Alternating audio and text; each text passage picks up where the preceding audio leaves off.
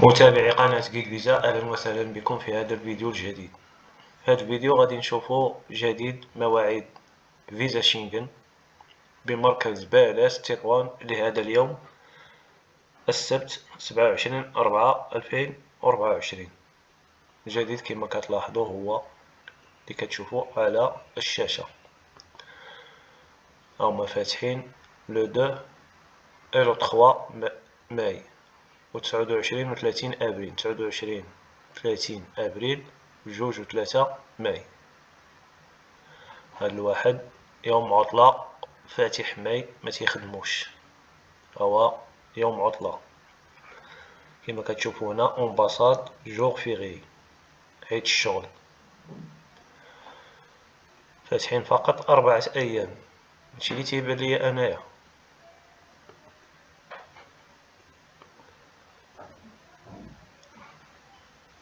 ديروا شي دات واخا مغنلقاوش التوقيت لاننا دخلنا معطلين.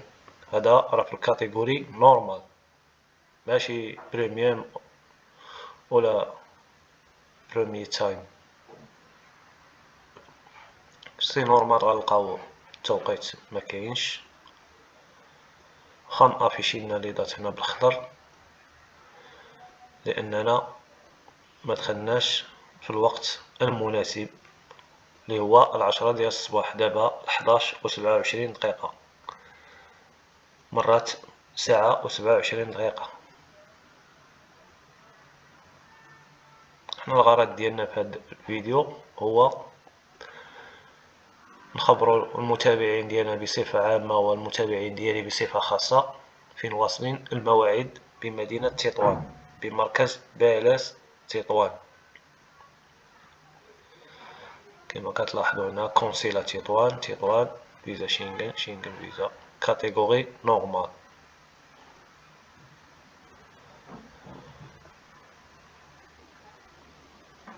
ما فاتحينش الايام بزاف، ما عرفتش علاش.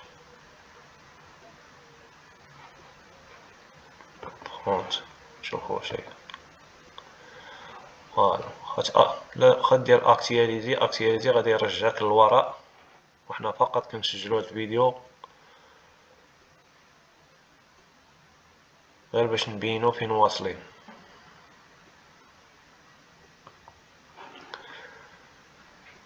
غير واحد النصيحة للناس اللي كيبغيو يشدوا المواعيد يدخلوا في الوقت اكزاكت، واخا ما يعطيهمش يبقاو يعاودوا الكرة كل مرة يعاودوا راه لما عطاش الاولى يعطيك الثانية ولا يعطيك الثالثة. المهم تيعطيك، يمكن لك تشد الموعد. غير بنادم ما يقنطش فاش يخرجو من يرجعو شي صفحة ولا تبقى الدور هاديك يتسنى يطلعوا لك الموعد ويطلعوا لك التوقيت. هذه في حالة لو دخلتي بكري.